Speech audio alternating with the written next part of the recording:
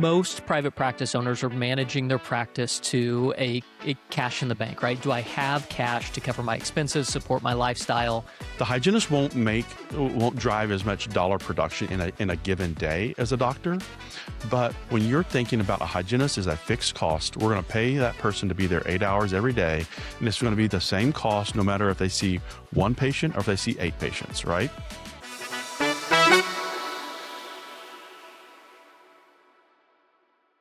Welcome to the Apex Perspective. I'm David Lohmann, the co-founder and CEO of Apex Dental Partners. I'm joined by my partner and co-founder, Matt Hale. And today we have our Chief Financial Officer, Tully Wyatt, joining us to talk about the financial realities of private practice. So, we've covered a lot of topics so far on this podcast, and this is probably the most overlooked when we think about the evolution of the dental industry, how it's operated over the last 100 plus years, and really just the focus that most dentists place on their practice. Financials is ironically pretty low. So excited to jump into a conversation today with Tully and really better understand kind of his perspective, what he has seen since, coming into the dental industry, joining Apex 3+ years ago, new to healthcare in general. And so I think he's going to bring an interesting perspective on what surprised him about dentistry, what he's seen in the evolution, certainly over, looking back over Apex's life cycle, but especially over the last 3 years of being here, boots on the ground, living this business each and every day. So Tully, welcome. Thanks for joining us today. Well, great. It's great to be here. Like David said, I've been new to the dental industry since kind of the beginning of 22. So I've been in it for a little while, but also come from various different backgrounds. And so, the dental industry isn't much different than any other business. Is you think about financials, and there are different things that drive your financial performance, but it all really comes down to a lot of the same core competencies where it's like, well, I'm driving my top line, driving my production, and how am I being a good steward of the cost structure? So it's really no different than any other business out there when you think about the business side of it. And so, I'm happy to be here.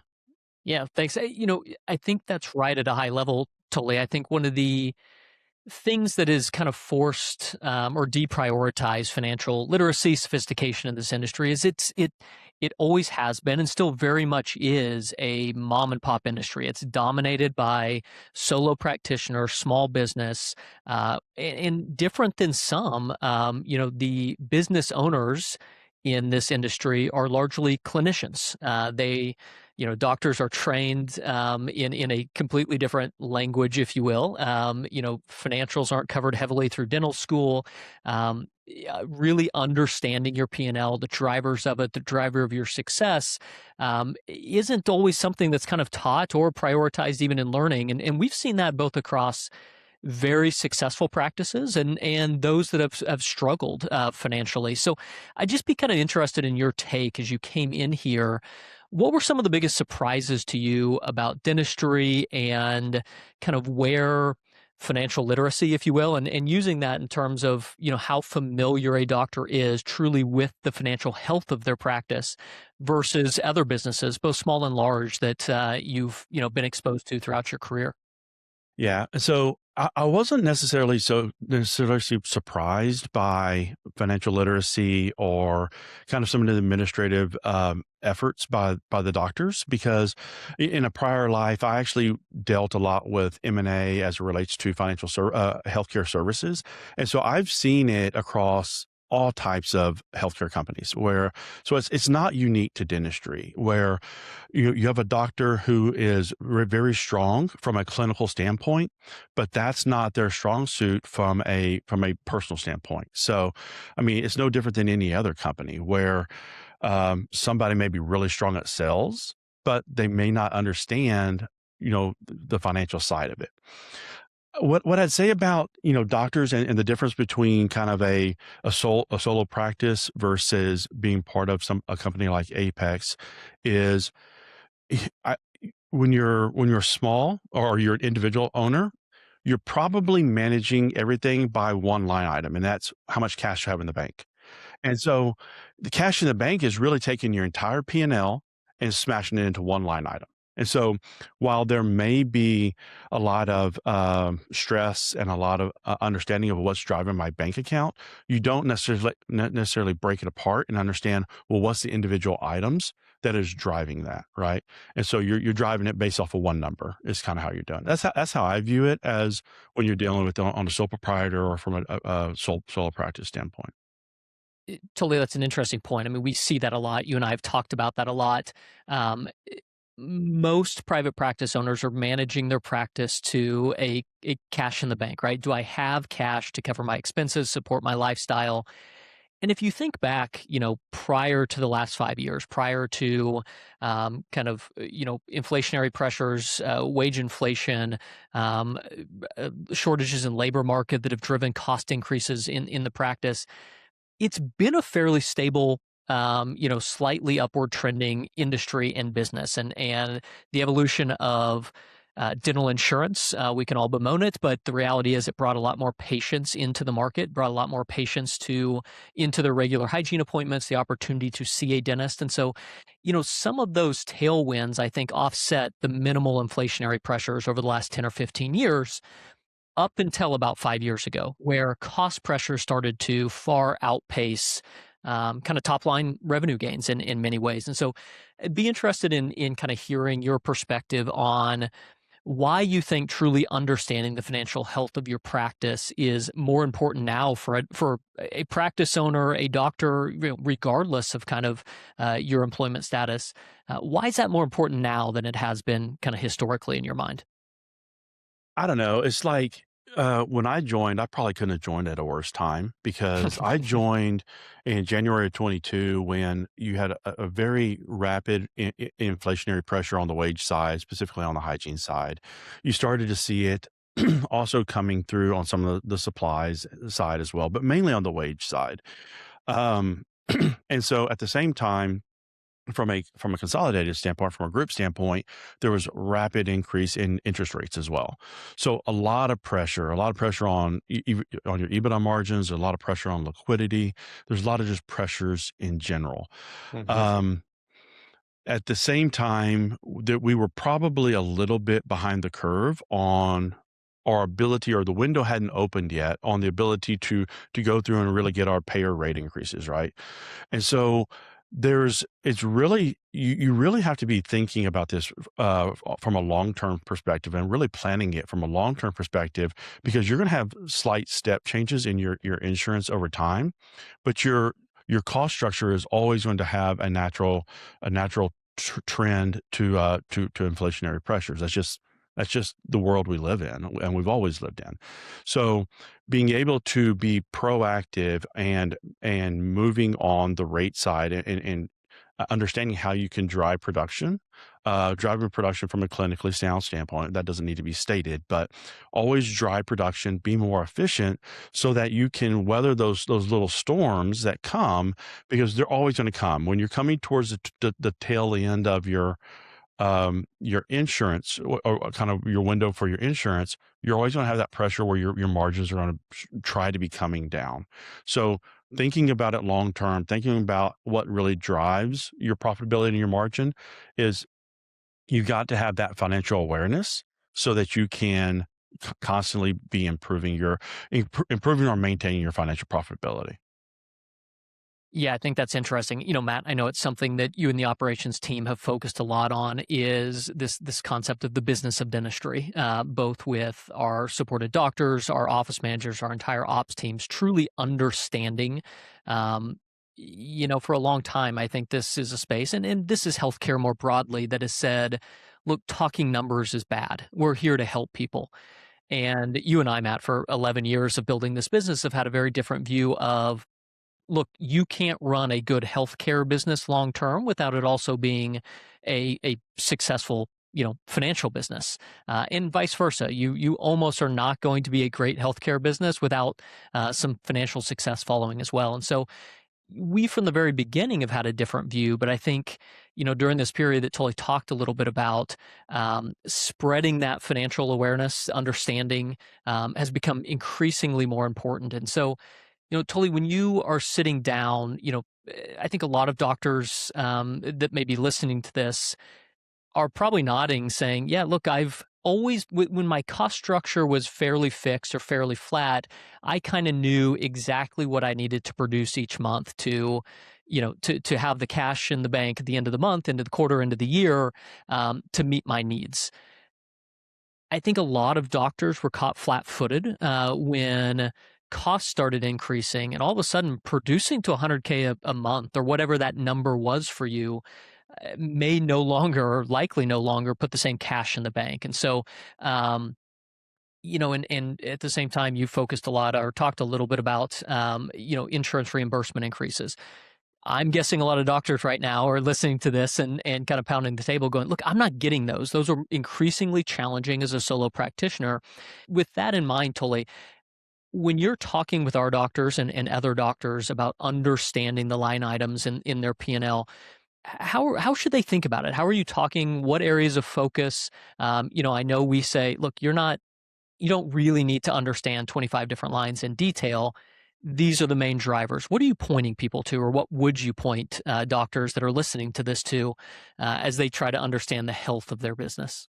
Well, I mean, we always start with production, and they never like to start with production because that's kind of a mirror back onto what are we doing to start the day at the business.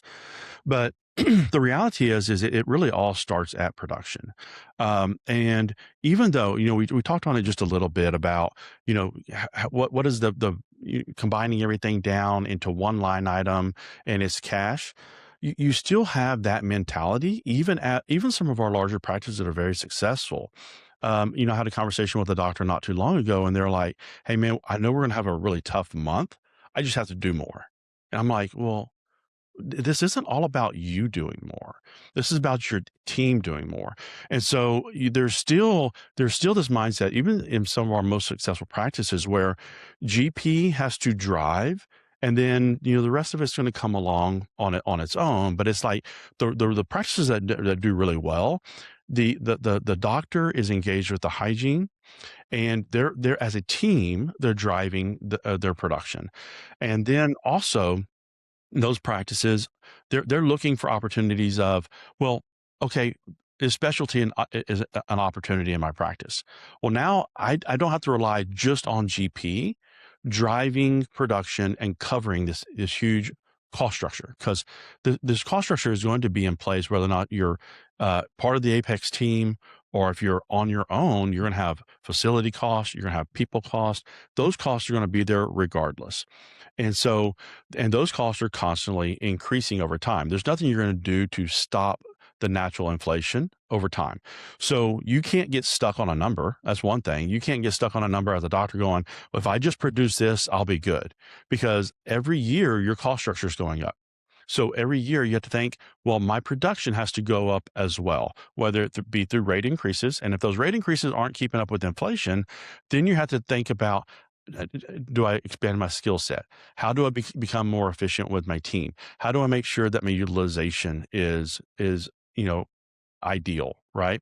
How do I make sure that all these things that drive profitability, drive performance, covers my cost structure?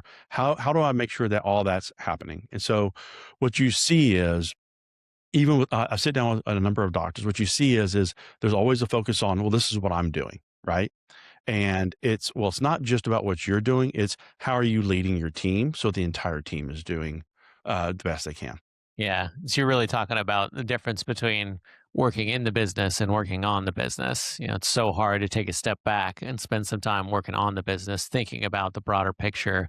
What's being contributed by hygiene? What's being contributed by specialty? What are the factors that are driving my own productivity as the doctor, and also the productivity of each of those other lines of business in my practice, right? And having the time to do that, I think is part of the challenge, but also just realizing, there's a difference between those two things, I think, is a challenge that we see a lot. Yeah, and it's very easy. And you made an interesting comment. It's, do I have the time to do that? Well, you can make the time today, and it will be exponentially beneficial to you, or you Yeah. will never have the time, and you will never be able to get over that hump. So Yeah. you're going to have to find the opportunity. I mean, it happens in my accounting shop all the time. It's like, look, we're going to have to spend an hour today that we don't have. in order to try to figure out how to fix this inefficiency. And when we fix that inefficiency, we're not going to have to worry about it. And it's going to free up an hour every day going forward exponentially. Totally. In your prior answer, you got to a word that I was waiting on, and that was utilization. You started and said, "Look, production ultimately drives a lot of financial success in a practice." I don't think that's surprising to anybody. But when we talk production, or when you talk production, a lot of people immediately go to, well, you want me to produce more per patient. You want me to diagnose more. You want me to change my philosophy. And I think we've always approached it very differently, in fact. And I think hearing both of you kind of talk about how we have reframed that conversation around utilization. It's both really important in the concept of how hygiene and the fixed costs of hygiene works in terms of driving true margin, true profitability to the bottom. But it's also the place of, look, you don't need to change the way you diagnose. You mentioned skill set, which, okay, maybe that's realistic for some doctors that want to expand the skill set, keep more of that production in-house versus refer out. But the biggest chunk of growth that we have found is maximizing utilization within your practice. It starts in hygiene. So, Matt, I know you've spent a lot of time really driving to understand our hygiene utilization, our metrics from a data standpoint. Why don't you talk about a little bit of the value in that, what that really means, what it drives? And then totally on the back of that, would love to kind of hear how you talk about the financial benefits of hygiene utilization for doctors. Yeah. Yeah. This is a topic that Tully and I talk about a lot. So, I think the utilization people think about, okay, is my hygiene, full? And the way they think about that is, what is it producing? Are my hygienists making money for me? And that is absolutely an element of it, right? Especially when hygiene costs have increased 30, 40, 50, 60% in some places over the course of the last 5, 6 years.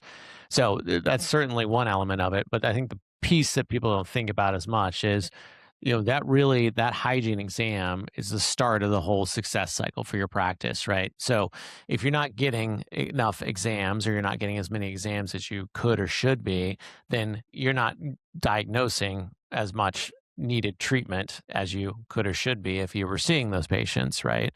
And you're not then producing as much treatment as you could or should be, based on the number of exams, and you're not referring as much to specialty if you have a specialty in your practice, as you could or should be. So people tend to think about the hygiene aspect of it and the lost hygiene revenue when they have a late cancel or no show on their hygiene schedule. They don't think about all the other aspects that come from it. So if you think about it in terms of those two pieces, really that second piece is certainly as big, probably much bigger, right, than just the lost hygiene revenue. So from that angle, you start to think about, okay, it really is worth my time, as the dental entrepreneur running the practice, to make sure that I'm doing everything I can to make good use of my hygiene schedule. So, trying to minimize late cancellations and no shows, trying to make sure that my schedule is full to start with, making sure that I'm doing the exams that I should be doing. So, all of those things I think are huge downstream drivers, right? Because, they're at the head of the whip, so to speak, right, of what's happening in the rest of the practice. Totally. When we talk about hygiene utilization, I'm going to throw out some kind of broad metrics that maybe align with how your practice operated, maybe don't. But in general, look, you're not likely operating at 95% hygiene utilization. You may think, oh, we're full, we're booked way out. What we're really talking about is, at the end of the day, how many spots were utilized. And when we're talking about just number wise, an 8-hour practice that maybe is running, 8 hours a day, hour-long hygiene, 8 appointments, one of those falls off the schedule, you're immediately at 88% utilization. You're dropping 12.5% per slot that's underutilized. And so you get down into that 70s really quickly. And I think if we step back, you don't really need to be a numbers person to understand that, look, if I'm operating at mid 70s or even high 60s% utilization across my hygiene department, in a place where wages have increased significantly, oh, now I'm starting to see why profitability is shrinking. Tully, on that topic, how are you? I've heard, from a number of our doctors coming out of conversations with you, understanding their P&L. They have some of this aha moment on why hygiene can't be run as a loss leader, meaning, historically in this business, I think dentists have ignored hygiene. Look, it's part of the business, but it really is the only thing, I only think about it as it facilitates my exam for the patient, which is really when I step up to the plate and get to produce. In a changing world, I think everybody has kind of woken up and said, look, I need to get profitability out of my hygiene department, or else I'm likely losing significant money. So talk about kind of how you, frame that conversation with doctors to help them understand the value of that. What's likely 20 to 35% of their practice is sitting in that hygiene, in those hygiene operatories. Yeah. The there's a lot to the hygiene thing. So, sometimes I talk to the dentist and I say, if an airplane's flying when it's half full, you're losing money, right? Hmm. Well, that's just it's no different than do you have a day when your hygiene chair is empty? If it's empty, you're never getting that moment back in time. So you've lost it. But for that hour that hygienist was sitting there, you still paid her. So there was no production, and you paid him or her, you know, $50, let's call it. Well, that's an investment in nothing, right?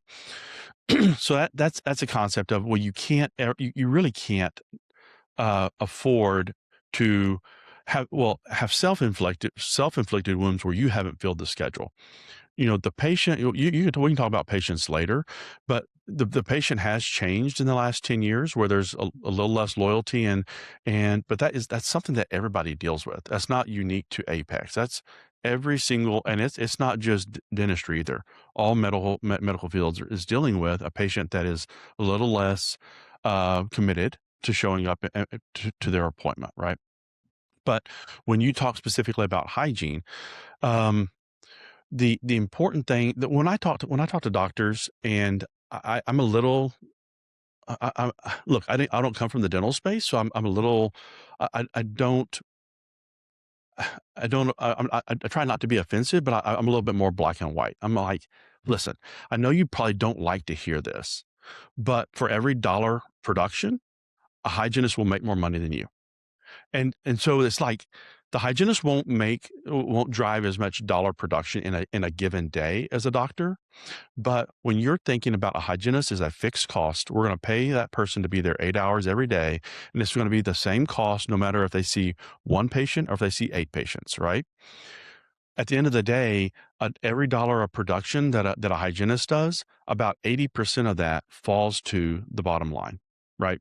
So we know that we call it contribution margins, like for every dollar of production that a hygienist does, what every dollar production, 80 cents of that fall is contributed to your EBITDA. When you think about GP, I don't know, it's somewhere between 50 to 65%, right? So you do a much higher level of production in a given day, but the level of that production that falls as a percentage to the bottom line is not as significant as hygiene. And then you have specialty on top of that, which is it's a complementary service, not a supplementary service, right?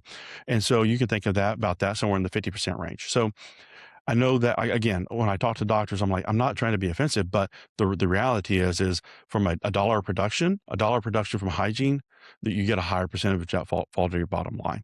So that's the reason it's so important, because you can't have idle cost in a company where margins are a little thinner. You can't have missteps, and missteps are, not utilizing your hygiene team, right?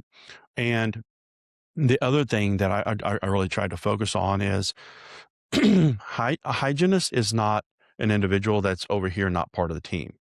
You really need to help them understand how they're driving the entire production within the practice, and you're working together as a team to maximize production. And the other thing that when I talk to a doctor, I'll say is talking about maximizing production is not something that is um, you can't think about that as being compromising clinical care. It's like, well, I'm only caring about driving production, because the reality is you probably see it more than not. Underproducing is probably under providing clinical care. You're probably doing more disservice to the patient by underproducing than the risk of overproducing. You brought up an interesting point, and something that we've grappled with for a long time, which is talking numbers with the team, not just production, but helping more members of the team other than just the doctor or just the practice owner. If you're a private practice owner, understanding financial health, and I know it can be awkward, initially or conceptually, to talk about the profit of the practice. How much am I making, with somebody who might not be directly benefiting from that. But we, I think, through this expansion of understanding the business industry, bringing more roles into understanding the performance of the practice, I think I've seen a huge benefit from this, both buy-in from the team. Matt, talk a little bit about what you've seen with your operations team on why that actually matters, whether it's full P&L transparency, or a doctor simply communicating their goals to their team, why it matters, and how it aligns with ultimately achieving that success.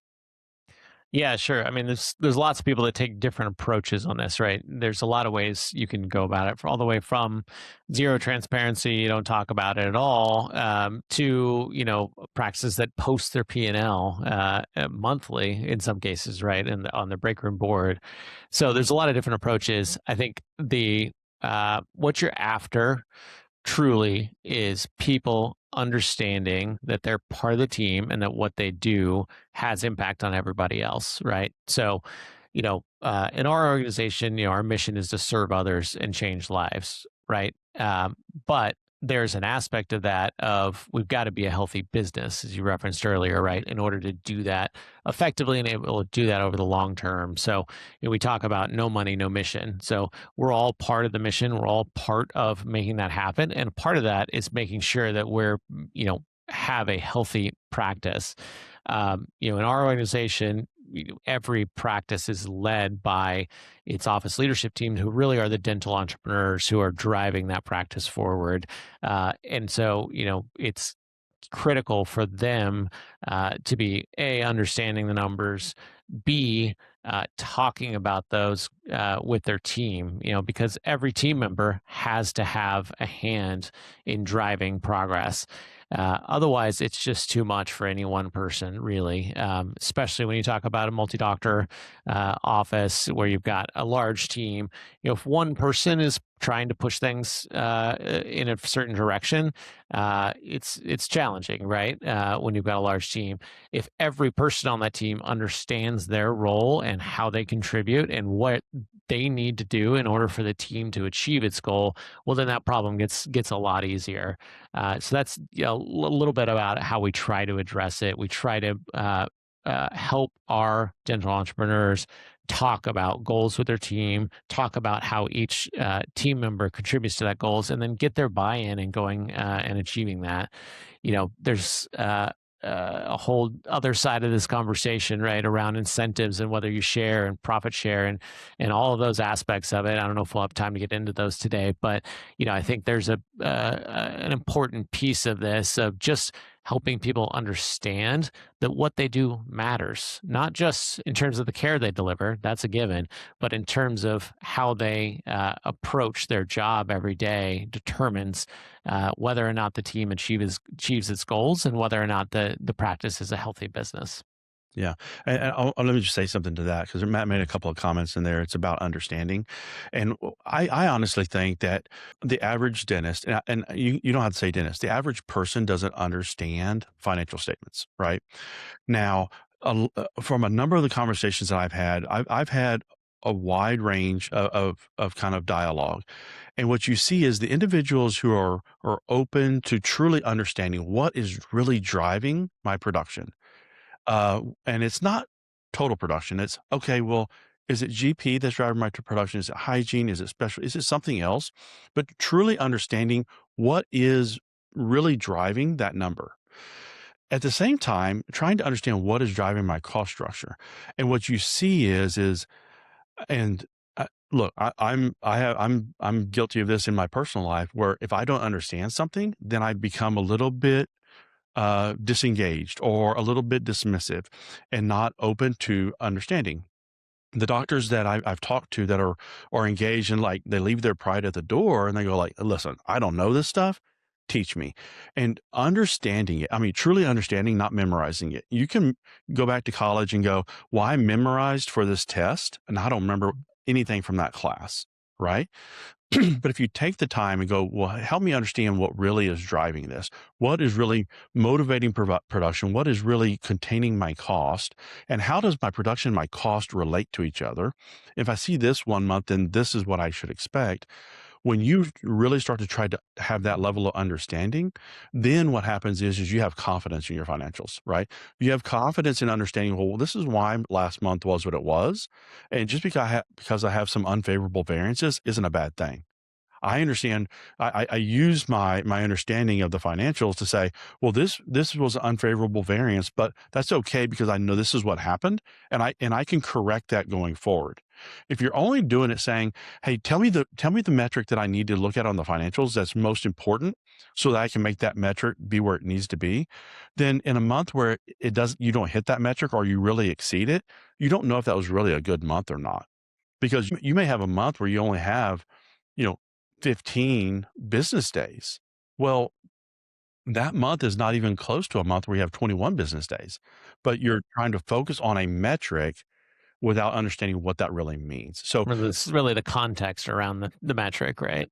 yeah, and then the Yeah. the, the second piece of that is a lot of times most doctors I talk to have that level of kind of a little bit of insecurity as it relates to talking about financial statements because they're not as familiar with it. But then I take that a step further and go, well, you're having conversations with your office manager, right? And that office manager probably has the same level of understanding, misunderstanding, insecurity. And so you need to make sure you're meeting them in a common place because y'all probably both are operating from the same standpoint, right? And so make sure that y'all are working together as a team because as a team is where y'all really need to be understanding what's happening, and kind of building each other up as it relates to understanding the performance of the business. Tully, I want to go two places. You mentioned one that I think is really important. So, um, calendar days and production days are very different in this industry. It is something I think is massively overlooked by most. People go January, long month, February, short month. And so I should expect a big variance. Amazingly, what we've seen last year and this year, I think the calendar lines up the same, is that February is one of the longer production months because of the day in which February 1 starts and February 28th hits. You get 4 full Monday through Fridays. In our business, and I think probably most listening to this likely operate on a 4 or 4.5 day week. So we really think about our business as Monday through Thursday is a full production day. Fridays for us are about a third of a production day. And so when we look out at the calendar, we are estimating revenue, production, we're estimating profitability, all based on kind of how much on average we produce across the business per production day. Talk a little bit about that, how you encourage doctors to think about, hey, don't look at calendar days. 31 days in January don't matter if January 1st is, a Thursday, January 2nd is a Friday, you get 3rd, 4th. It may be January 5th before you produce a single dollar for the new year versus, a shorter month that might actually line up better from a production standpoint. Yeah. I don't know if y'all mentioned Catalyst in the past, but it's a development program with our doctors. And this is a topic that I cover quite a bit and during that discussion. And what I like to do is I like to do a blind calendar where it's like, hey, which one of these two calendars would you prefer to operate? And it's so many days and it's a Monday through Friday. And they're like, oh, I definitely want the one on the left. I'm like, congratulations. That's September, that's September. And the one on the right, that's March. It just happens to be, how did that calendar set up for the year? And so I think it was last year where you had a leap year with February. I think February and March had literally the same number of opportunity days in it. And so people would normally go, well, February's a short month, so I can't produce there, right? This year, it was the month of July. You go look at the calendar of July this year, and it's set up really favorably for production because there's so many business days during the month of July this year. But then people tend to think that August is a better day, a better calendar. Go look at the month of August this year. You could not have a shorter calendar month than August this year. You have 31 days, but you had like 5 full Fridays. You have like 10 full Saturdays and Sundays. It's like the number of opportunities to produce was the shortest you could have in a 31-day month without a holiday. So Well, I think that's an interesting concept, right? To really understand for a doctor as they look out at the calendar and start to plan. Because look, it's one thing to say we need to produce 100, K this month, or our goal is 100K. It's also kind of fair. And look, if you're short a calendar day and you're producing, 5K a day, your practices, or 7K a day, it's okay to think about that as a day less, but you need to also be fair where there's a day more in a month. And one, you understanding it, but two, kind of explaining that concept to your team and helping them understand why it's important to have daily goals, daily expectations for what we're going to schedule, produce to. Again, it's not about increasing diagnosis necessarily.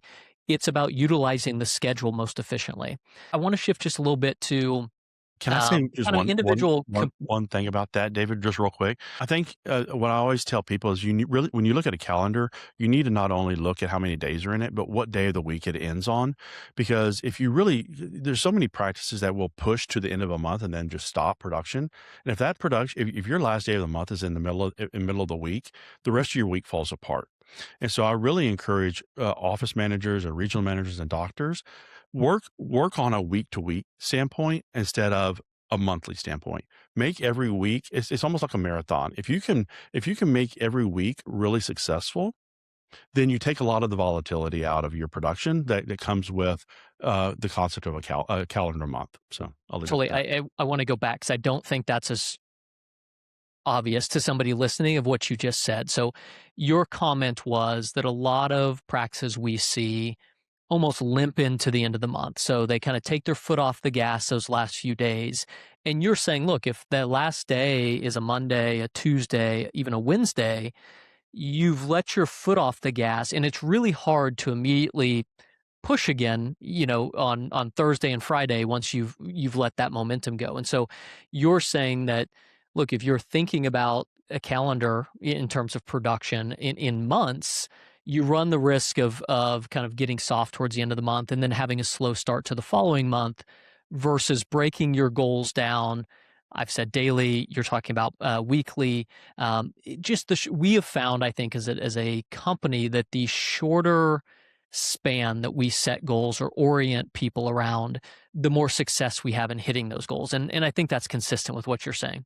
Yeah, and I think it may be a little bit of the opposite. A lot of times people have incentives that where if you're going to hit it for the month, that there's a push to the end of the month to hit that incentive.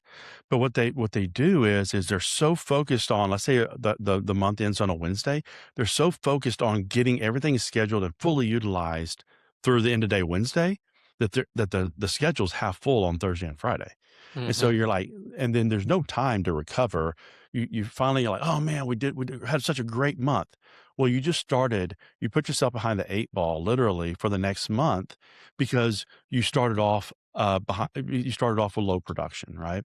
And so it's like, if I was to what the big surprise to me about dentistry is it's such a consistent grind, right?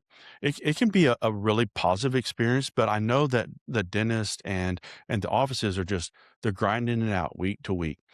And when you run really hard to an end of a month, you put so much energy into it that you create this volatility in your energy levels within your practice, and that probably plays out into your future scheduling as well. We have this ripple effect that goes out. I tell people it's like, man, if you would just run this like a marathon and not run this like a sprint, then you can have a lot more stability. You could probably you probably take some of the pressure off you when you're trying really hard to push to a goal at the end of a month, and then it becomes just a steady race constantly, and then it's a lot easier for you. I honestly think that people will outproduce their expectations if they approach it as a steady week to week. Let's just be steady, instead of trying to push and then recover. That's how I think that I think that the healthiest way to run a practice would be. Yeah. One thing I want to get to before we kind of, wrap things up with some final thoughts is just some direction, some advice that you have. A doctor is looking at their P&L, and I don't want to get as much into actual percentages. The percentages we see in our businesses may be very different than each individual, listening today, but talk to me about the 4 or 5 line items that we kind of focus on. I know what it is when we're evaluating practices on the front end, but there are, I think, financially healthy bands within each of these line items that, I'll turn over to both of you, but, the things that actually matter, the things that make up 60-70% of the cost in a P&L. And again, I'd kind of point each doctor to their accountant. There's plenty of industry, studies out there with that reports that are published each year by kind of these large dental accounting firms across their portfolio of clients. This is kind of where these bands lie. But Tully, talk a little bit about the kind of big line items that doctors do have control over, but ultimately have a really major impact on profitability. Yeah, what's interesting is when you really think about dentistry, we're a people business, right? We're in the business of providing care to people, and the majority of our cost structure is people. So we really are a people business. When I look at our cost structure from all the way through top, all the way through the bottom, over 70% of our cost is people cost. Okay, and so if you don't do anything else but to focus on making sure you have a really healthy team and a healthy team, and you could probably do an entire episode on just people, right? It's when you talk to doctors about wage pressure, they normally immediately think about, well, how much am I paying per hour? Well, that's just a small portion of it. And really, the reality is, you can probably drive more value in your practice, not by focusing on how much do I pay per hour, but how do I make sure I have no turnover? You know, turnover will kill your efficiency. It'll kill your utilization. You're having to spend money to train somebody while you're training them. Your production is probably going to suffer. That means your personal compensation is probably going to suffer from it. So people cost is so critical, and it's not just the headline wage number, and it's not the headline benefits number. It's, how, and well, the other thing that you lose in turnover is you lose experience. You lose knowledge.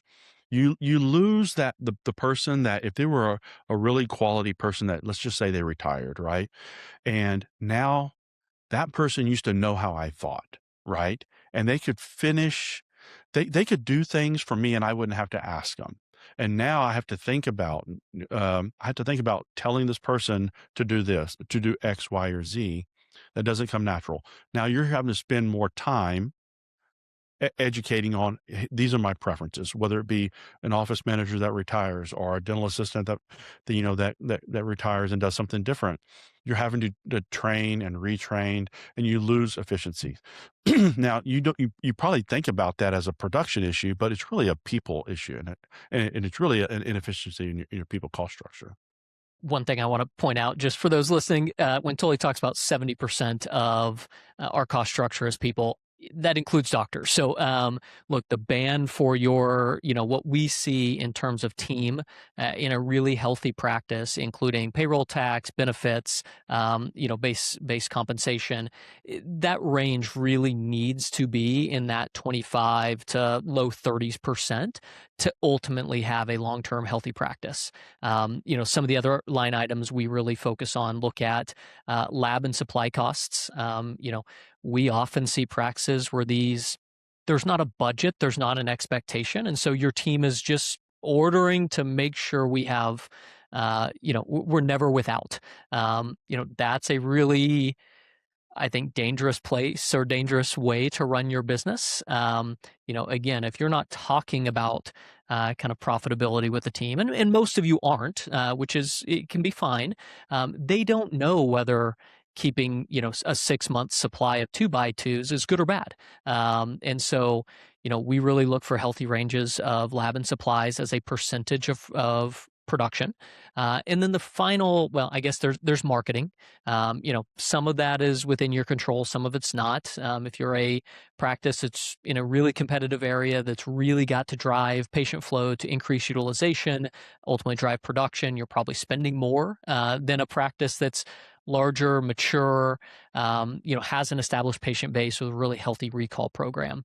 So the final place that we really look is rent. And this is a big one, I'm sure, for some of you listening who, have either potentially overbuilt your practice, purchased real estate because really wanted to own your facility. All things are great, but really understanding that occupancy cost. We have seen that if that occupancy cost is a percentage of revenue, so your all-in rent as a percentage of revenue, look, if that is sub 5%, you're likely driving really healthy margins in your practice. As that creeps up north of 8%, we really start to see practices struggle with ever being able to reach a level of profitability that I'm sure each individual doctor owner is after, most groups are after. And so there's really only 4 or 5 line items that drive the overwhelming majority of costs in this business. Yeah.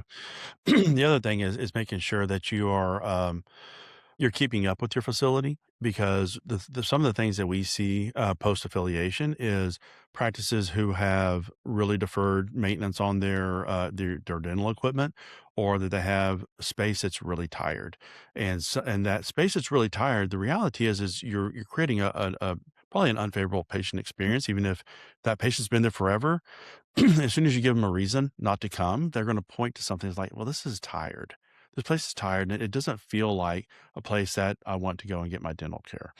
And so, and the cost of refreshing a practice has gone up so significantly that that's probably an area that I'm probably the most surprised at when we sit down and have a conversation like, hey, look, we need to refresh this practice. We're like, wow. And that's the cost that we're going to have to incur to just do a minimal refresh.